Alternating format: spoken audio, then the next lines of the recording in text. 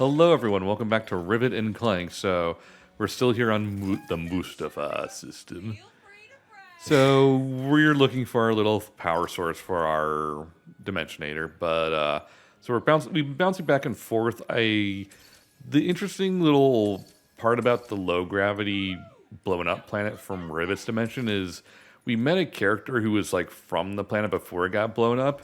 And kind of the creepy part is that we can continuously kind of hear their radio chatter while in that, and it's like they're just kind of increasingly going nutso about it, as you would if you saw your planet explode. Yeah. As if a million voices called out inside. Oh, we already did that joke. God damn it. Yes. But yeah, I mean, they never really bring that up. That like Leia's entire home got blown to shit. So like her parents, her childhood home, everyone she ever grew up with. Her favorite ice cream store. It tends to come up more in like the expanded universe novels than it does in the actual movies, because there's a lot of novels set between A New Hope and Empire Strikes Back, because it's the longest window of time between movies. Yeah, because like doesn't Return of the Jedi take place like just a couple of weeks after? Very shortly after. I think like I think there's only one or two stories set between the two movies. One of them is like Shadows of the Empire, which is specifically about them preparing to rescue Han and getting sidetracked in the process. Yeah. So yeah, but like, so here's the thing. I'm thinking about like Leia and her reaction to her planet blowing up, and like you can take it two ways. Like, oh, she's able to hold on after her home got blown up, that's so stoic and badass. And like, oh, and then there's also, wow, they completely forgot that like she should be devastated after her home was blown up. Yeah. It's like you can, it feels like that second one, unless if you read extra material, which reminds you, oh yeah, that first one's probably more likely. It also helps that in additional material, Alderaan as a planet has just been paid more respect because of its part in A New Hope. For example, in Old Republic, the MMO, Alderaan is, I think, one of the planets. They're one of the big FMVs is about like part of the war being fought between the Sith and the Republic on Alderaan, and this is thousands of years before the planet gets blown up. So you get the sense from the MMO's universe that, wow, you know, this planet that we saw get blown up in one short scene in A New Hope has all this history to it. And then you go back and watch A New Hope, and it's like you see this planet get blown up, and it's like you have a connection to it now, and it kind of just makes it better, but also weirder by retroactively. You see, it's weird because the first Star Wars movie does make an effort to try to make you attached to like the terrible things that the Empire does. Like, for example, a really basic one, like Hero's hometown gets burned down is not an original like motivation. But when you see the scene at the beginning, when you find out that the stormtroopers like literally burnt his aunt and uncle to death, and you see their skeletons and like charred remains around them, like that is a very effective shot to make you think the Empire is terrible and you want them to stop being a thing. But like very little, it's like, you see, it's sociopathic to see like, oh, we never saw that planet, so we should just not really care that millions of people got blown up on Alderaan. But you know, I guess, you know, stories just are weird like that, you know, where it's like you're not shown anything, so your brain is like, well, why do I care? And it's like, well, you should care because there's millions of people who died on Force that planet. Awakens trips into that, but harder because of the massive 7 planet destruction thing. Where that just is like kind of a meta thing though, where it's just like, oh, we need to show how awesome our super duper Death Star is. But here's the thing. They actually did have like planned scenes where we were supposed to meet this politician, right? And we were supposed to get more information about like one of the planets that was being destroyed, which was basically like the temporary capital of the Republic. They had a rotating capital for some reason. One of the planets that got blown up in Awakens was Coruscant though, right? No, it wasn't Coruscant. Oh, it wasn't Coruscant? Oh, I thought it That was. this is what I was talking about. Like the lore behind where the Republic was during Force Awakens is actually pretty interesting. They have a rotating capital. It changes from planet to planet year by year, and Specifically to avoid the whole Death Star yeah, situation again. one of the planets that was blown up is the current capital, and we were supposed to see like this politician who was appealing to the Republic for assistance against the First Order, and during that sequence, you were supposed to see. I think this scene was shot and is in the deleted scenes. You were supposed to see this politician who was meeting with Leia, right? And okay, there's this weird close-up shot of this no-name character that we never meet who is looking up into the sky as the laser is descending on the planet. That was the politician in question. So, by virtue of cutting these scenes or not filming them in the first place, that entire sequence was just rendered both hilariously ineffectual and also very weird because, like, we get this significant close-up of a character we have no idea who she is. And honestly, like, the more time goes on, the more I just think that J.J. Abrams is not a very good filmmaker, sadly. He's the kind of person who asks interesting questions and does not know how to answer them. So what you really should do is have him direct episode 1 of whatever show he's on, and then don't work on it ever again. My thought is, like, he's good at the specific things about filmmaking he's good at. Like, no matter how many problems the sequel movies have, both Rise of Skywalker and Force Awakens are very good at directing individual scenes. There are a few stinkers in Rise of Skywalker as far as directorial stuff goes, but that's because, like, they were trying to crowbar in Carrie Fisher's scenes after, like, she passed away before they could finish all of them. And then they had to, like, mix in awkward cuts from old deleted scenes. So it kind of has an Adobe Premiere mock-up quality to it. But other than that, Rise of Skywalker has some pretty good scenes in as far as directing goes. It's good moment to moment, but it kind of falls apart in the big picture. Yeah. Like, I remember the part of Rise of Skywalker that I remember being the most, like, actually emotionally affected by was the part in the middle-ish of the movie when they're on Tatooine, and then Chewie gets on one of the... I think he gets captured by one of the Imperial ships. First Order ships, whatever. And then Rey accidentally blows it up, and she's like, no! And it's like, oh shit. Like, that's a really emotionally effective scene, and then he's just fine. Because he was on a different ship. Yeah. Because it's like, you know, I don't know.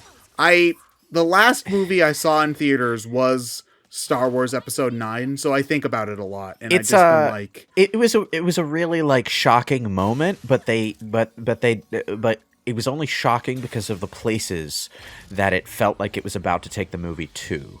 and it never goes there. Then they just walk it back in, like, the next scene, so it's like, Yeah, oh. but, like, the directing in that scene, like, immediately after was also really good. Like, Daisy Ridley's performance, like, she is legitimately, like, stunned and really shaken by what happens. Oh, yeah. And it carries on a couple of scenes, too. So it's like, and that is a skill, getting the actor to react in the way that you want to get the best emotional reaction from the audience. That's what the director is for. But then it's just like, then he's just fine. And it's just like, okay, well then that whole scene has no purpose now.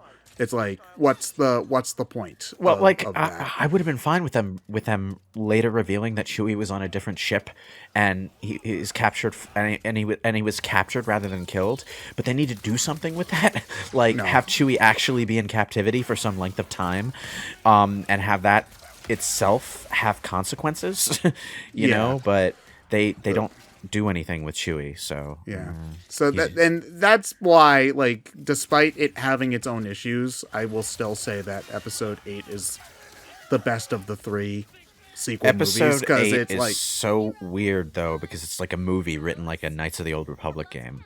And yeah, it's just like ugh. that's honestly probably why I like it so much more, is because it has a vision and it's very clearly trying to go with it, and But it's also trying to have video game side quests. it does, yeah, okay, it does. The video game side quest. Oh, but you see, That would have worked But, so like, much better if it was a television series, though. it honestly, that's why I'm so excited for Obi-Wan Kenobi, which, as of this recording, comes out in like 2 weeks, 3 weeks, something like that. Because Star Wars, I've just noticed after watching Mandalorian, works so much better as a TV show. You know, it just you get more time to really get immersed into the world, and characters can get fleshed out more. You seriously should read the what's the name of the trilogy? The one Mara Jade was introduced in. The is that Thrawn? Because I know people Thrawn, like Thrawn. yes, the Thrawn. I don't know why that didn't occur to me right away. It was Thrawn's introduction for fuck's sake. It's called the Thrawn trilogy. I've heard good things about those, and I believe they put them back into the modern. They didn't quite do that. They reintroduced Thrawn, but his story and his part in things is different because, spoiler alert, Thrawn dies at the end of the Thrawn trilogy. So, I know the villain who's the main villain of the story dies at the end. But, like, wow. You'll never guess how he dies or who kills him, but, like, his part in the Thrawn trilogy is very definitively, like, open and shut. But they reintroduced him in specifically Star Wars Rebels as an antagonist for the rebel group in that series, and he works really well there. He certainly works a lot better than the fucking endless chain of Darth Vader cameos. Rebels is the one set between 3 and 4, right? Like the TV show. Rebels that's like is after Clone Wars, right? Rebels is set. Yeah, it's like before the original trilogy, sometimes during, I think. Basically, it also explains like where the hell Ahsoka was during the original trilogy and why she didn't get involved in that mess when she really should have, because that's a problem. That's a problem with introducing an apprentice to Anakin Skywalker, is like, yeah, she should probably get involved in the Darth Vader stuff at some point. But like Yeah, man. Darth Vader just loves taking on apprentices that like end up like not working out, doesn't he? I mean, that's just a thing the Sith do in general. Because I mean, that's more or less how Jango got involved with the cloning thing in the first place. Ahsoka's story is so interesting. Wait, over the long haul, can you explain that? Like, was Palpatine trying to make No, Jango? so no, Dooku had a secret apprentice because that's that's what the Sith do. Yeah. So basically, due to circumstances, Jango took the apprentice down, and because that's like, oh, that's really important shit that a quote-unquote normie, still a Mando, but still technically a normie, took down someone with the Force and all that. It's like, oh, this guy's really, really good. We should use him as the base for our planned clone army. Okay, they didn't. That was like, was that all? That's like Star Wars universe? Bounty Hunter.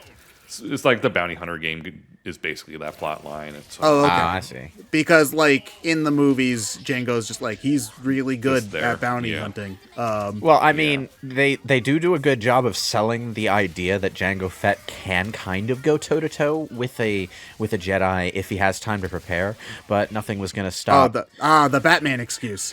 Nothing was going to stop Mace Windu from beheading him when he got the drop on Jango later, because also Secret Sith Apprentice is clearly not as powerful as like Obi-Wan or Mace would be. There is only ever 2. Actually, it's more like 5, because I have 2 secret apprentices and you have like another 6, but whatever. There's only 2.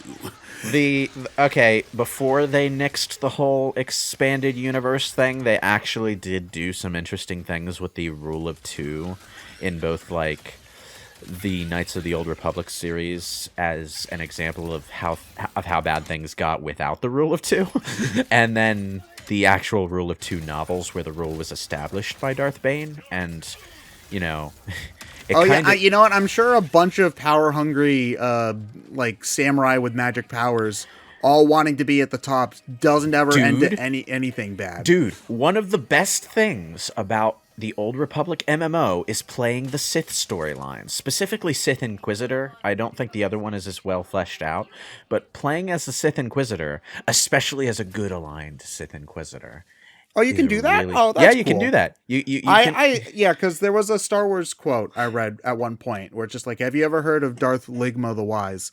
And it's just like, "Who is this?" And then just like, "Yeah, you've never heard of him because he just hung out and did his own thing and didn't murder anybody." And some Sith were just like that. All right, jeez, we're not all evil. Gosh, It's hashtag not all Sith. It's really funny, and it was really fun in the Sith Inquisitor storyline, though, because you actually get involved in Sith politics in that storyline as a good aligned Sith Inquisitor. So you're this secret, like, light aligned Sith who's trying to reform the entire Empire from the inside out, and it works Can you really be an well. evil Jedi too? You can absolutely be a dark side Jedi. Yeah, I'm gonna be the edgiest 13-year-old dark side Jedi of all time. The Old Republic has some really good elements to it, but it doesn't really hit its stride until like the big single player story based expansion, which kind of homogenizes all the paths into one path. So it loses some of the things it was going for originally. It's worth playing though, and it's free, so no reason not to.